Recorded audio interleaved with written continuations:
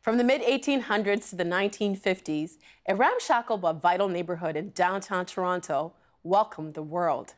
A multicultural hub long before there was a word for it, the ward was a hive of urban striving until the city, viewing it as a slum, had it dismantled. But in some sense, it's making a comeback. So we're pleased to welcome Gracia Dyer Jalea, Executive Director of the Toronto Ward Museum, for more. Welcome. Thank you so It's much. nice to have you here. Thank you for having me. Truth be told, I've never heard of the ward until Katie, my producer, told me about it. What was the ward? So the ward was this vibrant neighborhood in downtown Toronto, and from the mid 1800s to the mid 1900s, it was a popular destination for newcomers to the city. Newcomers from other parts of the country as well as from around the world. And throughout various points in its history, it tended to be a very diverse and dense neighborhood where you had folks living in close proximity. You had members of the Black community coming from other parts of the country to Toronto, living in the neighborhood, refugees fleeing the Irish potato famine in the mid-1800s, Italian and Chinese immigrants, people escaping the pogroms in Russian and Eastern Europe from the Jewish community, and just, many different folks from all over the world living in It's such a rich history. Yes. I've lived in Toronto for 20 years. How do I not know about the ward? Why don't we know more about it? I think one of the reasons is because a lot of the buildings that once stood on that, on those few city blocks no longer stand. And for so long, its history has been forgotten, I think largely because the populations who were living there were people who didn't necessarily have a lot of power and who didn't necessarily have a lot of political influence. And so their stories are easily forgotten. And I think what's amazing about what's happening now is that there's a resurgence, an interest in what this community and neighborhood meant for our city and its history. And what got you interested in studying the ward? Yeah, I think it was a very fascinating moment in Toronto's history because you had folks, as I mentioned earlier, from all across the country and the world living in such close proximity, in some cases under the same roof. So you had people from speaking different languages, of different backgrounds, different creeds. And this interested you, why? Because I think it's really a foundational moment in Toronto's history of kind of the multicultural fabric that has evolved since then. And the tagline of the city is diversity is our strength, and I think it really has its roots in that neighborhood and what it meant for the city then and what hopefully it means for the city now. I want to bring up a map to give people an idea of where the ward once was. This is the map of the city of Toronto as it is today. You can see Osgoode Hall. You can also see both the old and new city halls. Now here's a map of that same area in 1912.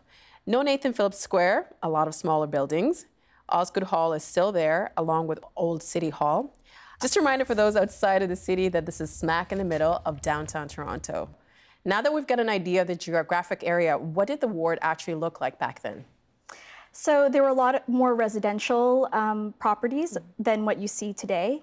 But even by 1912, the city was already trying to, in some cases, repurpose the land, move it away from more affordable housing.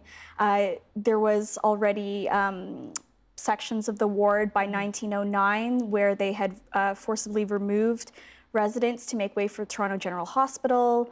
And then slowly with each decade in the early 20th century, as there were interests in developing the area, it being so close to downtown, folks were progressively moved out. Where did these people go? I always wonder, what happens to people once they leave? Yeah, I think if we think about the Chinese community, they faced a lot of discrimination in the early 20th century, and so a lot of their businesses and homes were expropriated by the city, and they moved to the west. A lot of different communities. West Toronto? West Toronto, yeah, towards Spadina. And so things like Toronto's first Chinatown, which was once in the ward, was lost in so many ways. Yeah. Now, can you tell us about the Pasquale family? Yeah, so the Pasquale family, they're Italian immigrants. They came in the early 1900s. Donna Bernardo, at the time, she was 2 years old, I believe, when she came to Toronto from Italy.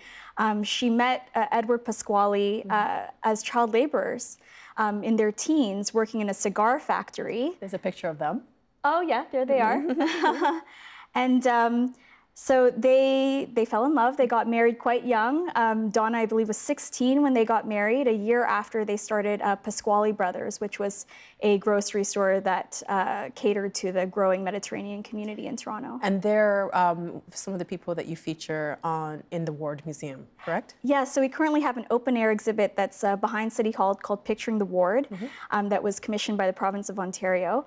And their life story is featured there, and they went on to found Unico, which was a Toronto-based brand. That's important. That's a big company. What are some of the stories that they told you? I think just about some of the struggles that they had initially when they arrived in Toronto. They were able to start Pasquale Brothers because of a family loan. There was a lot of discrimination during World War II against the Italian community. One of their family members was interned in Petawawa. But despite all of that, they really persevered, supported each other, and started a business that now, Unico is a really well-known brand here in Toronto, and it has its roots in the Ward with this family. And another personality that you feature is William Wong. Who was he? So William C. Wong was a very well-educated immigrant. A picture of him? Oh yeah, that's his wedding, I think 1938, I believe, with Elizabeth, who was the first Chinese Canadian real estate agent in Toronto's history. So both quite accomplished people. And then there's a picture of the family. Yes, they had 4 children.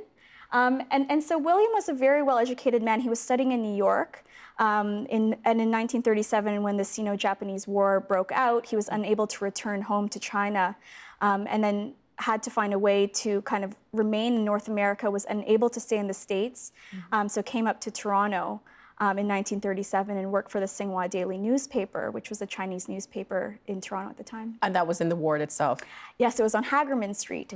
And what's interesting about it happening, his movement to Toronto happening in 1937 is that would have happened during the Chinese Exclusion Act. And why was the Ward eventually demolished?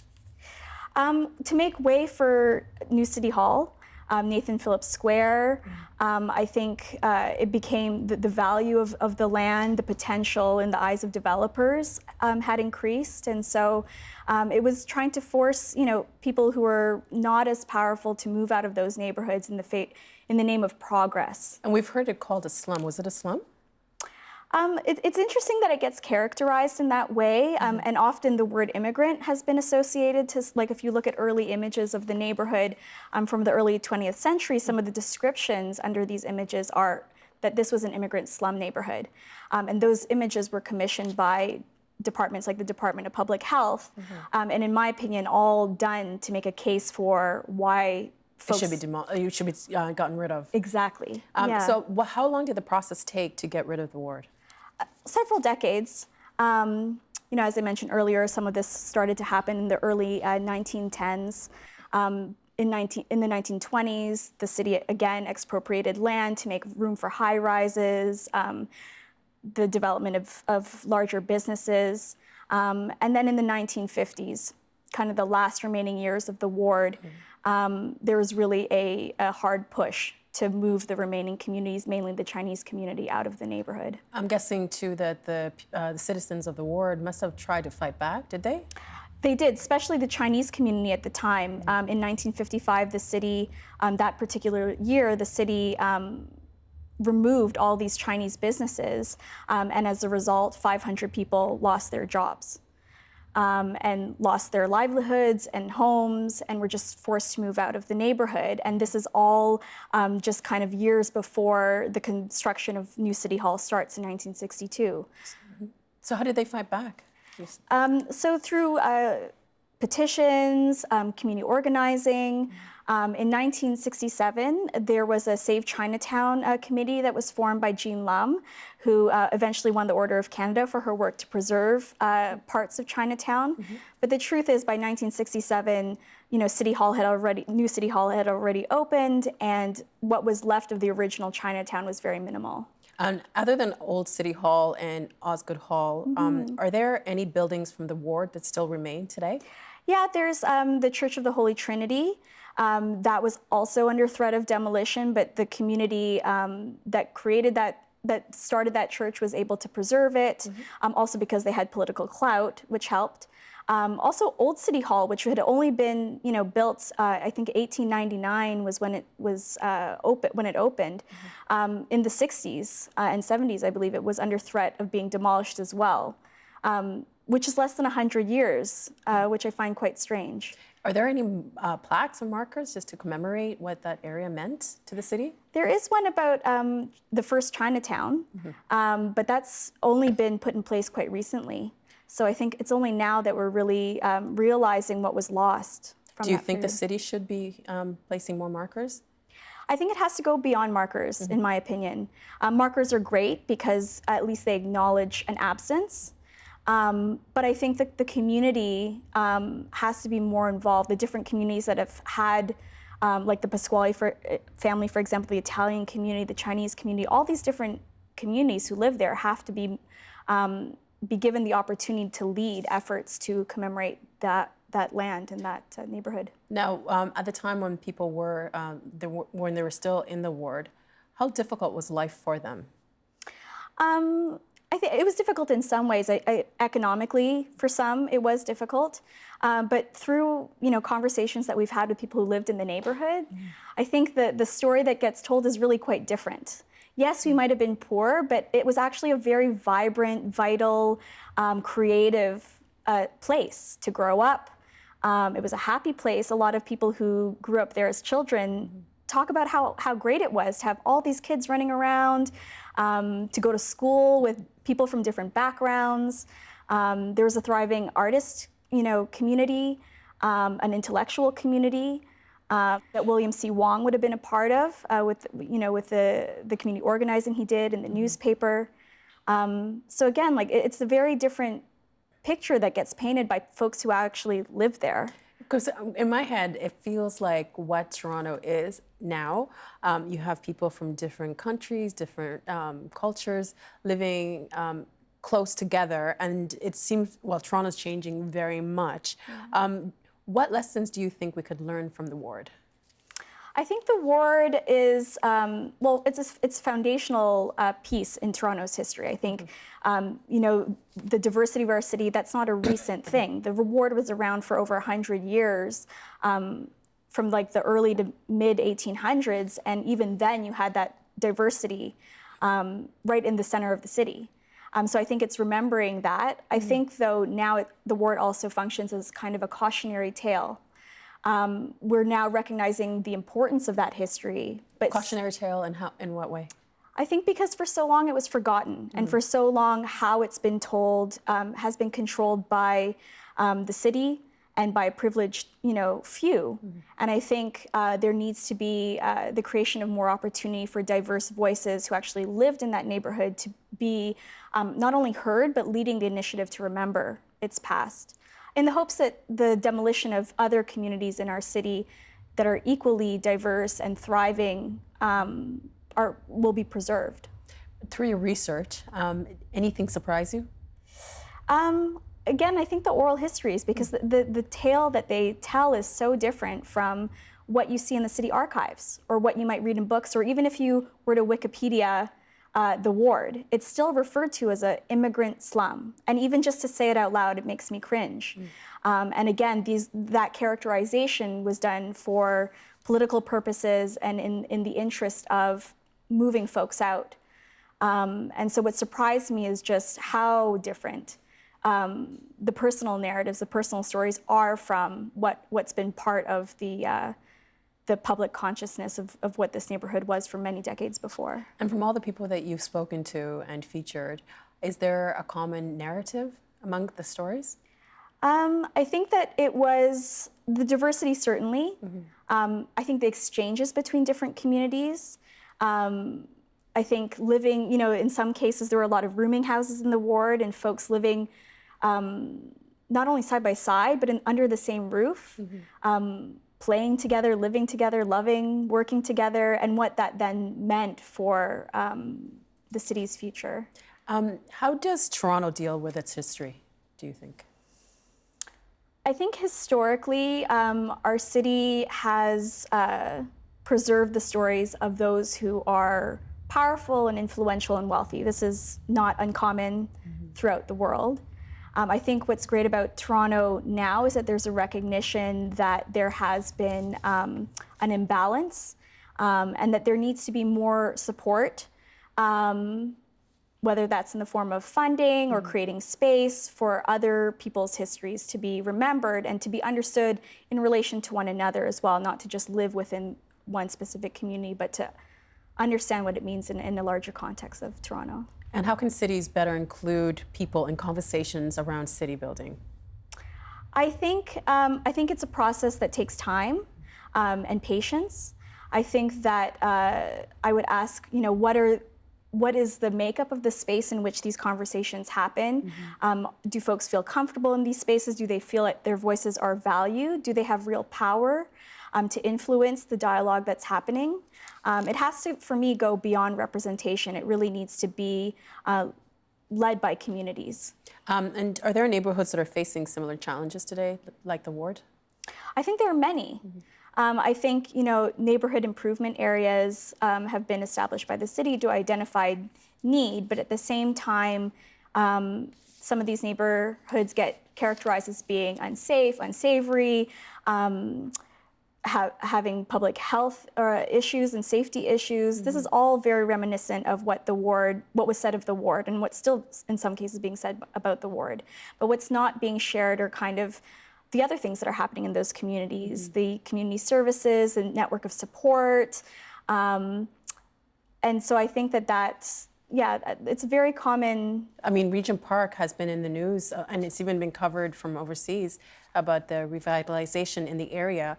It benefits the city in one way, but then the residents that used to live there, I think they would have probably a different story. Yeah, and I think what's interesting about that, the efforts that have been made in Regent Park is that they have tried to include the community in these conversations. It's happened over several years. It's still happening. And I think it's just always important to be mindful of the power dynamics at play. Like, are you having these consultations just to have these voices be aired out and to say that you did it? Or is there actual choice and opportunity for change to come from those conversations? There is a lot of change happening in Toronto, like I mentioned. So how can the City of Toronto, how do they balance preserving the past while making room for the future? I think I would turn that question kind of on its head and ask who is defining what the future of Toronto should be, and who's being included in that conversation, who's being left in its wake. I think progress goes beyond just the creation of newer modern buildings. That can't be the sole measure of progress and the future. I think we have to involve community in how do we define what the future should be. And that begins with, looking at the past and discussing what should be remembered, what lessons can be learned from the past as we imagine a more equitable and inclusive future. And speaking of inclusive future, we've talked about diversity, and on the agenda, Steve Paikin, just a year ago, spoke about the artist Lauren Harris and curating art and the importance of diversity. Let's take a look.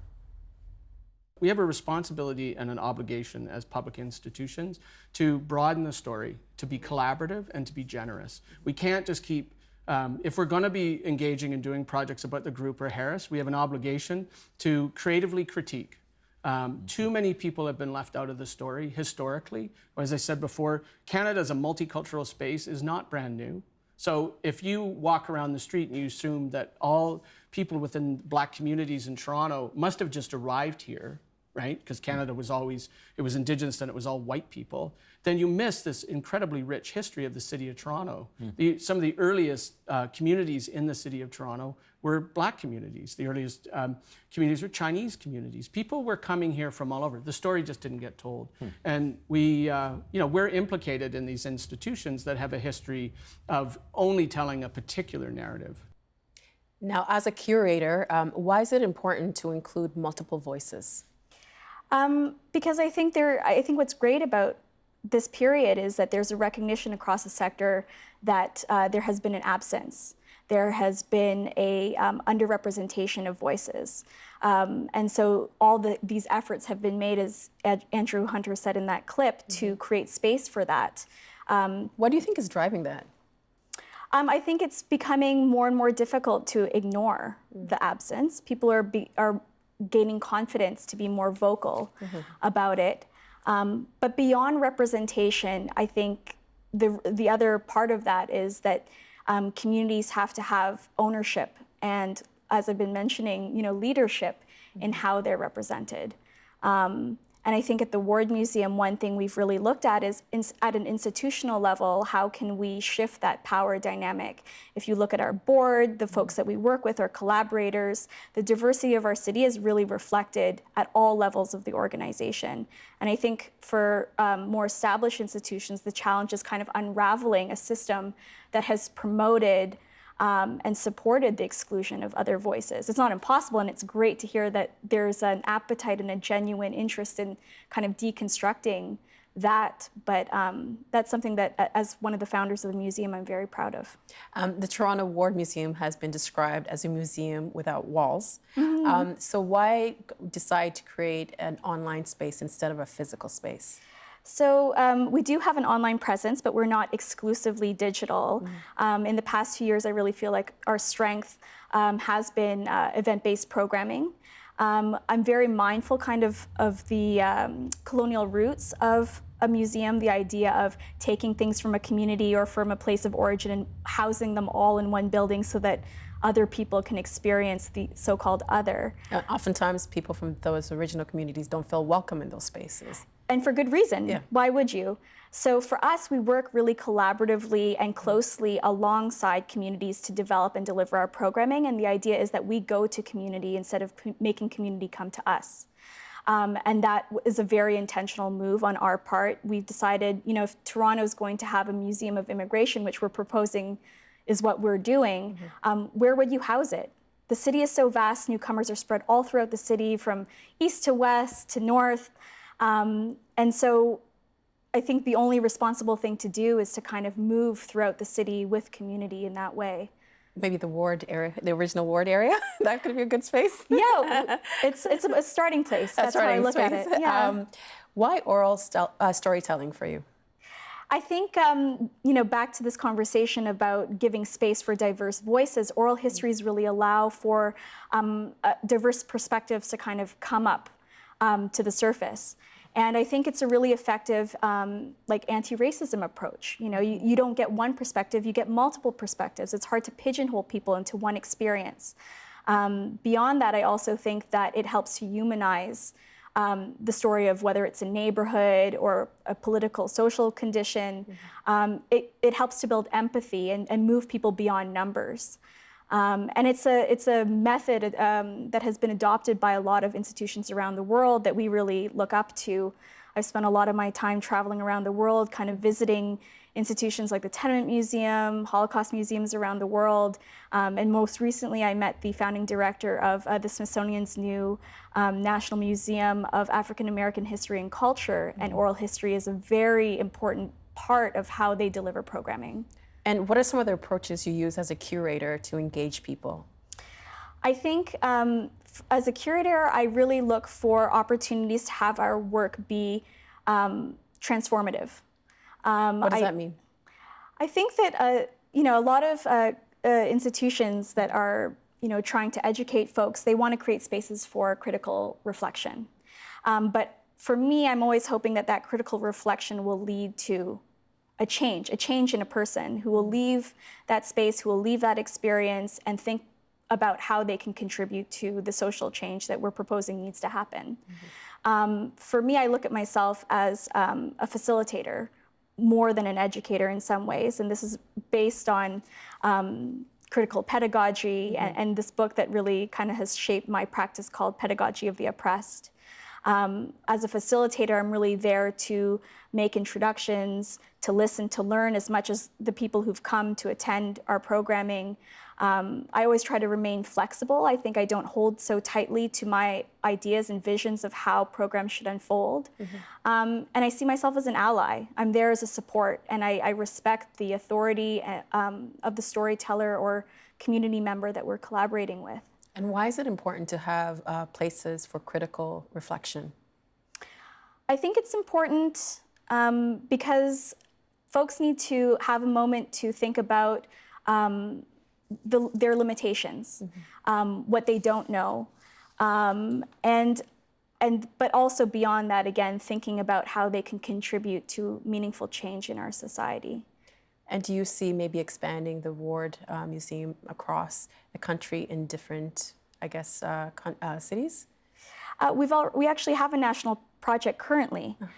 So we were thinking, in light of this particular year in Canada's history, how a hyperlocal story like the Ward relates to a national dialogue and narrative.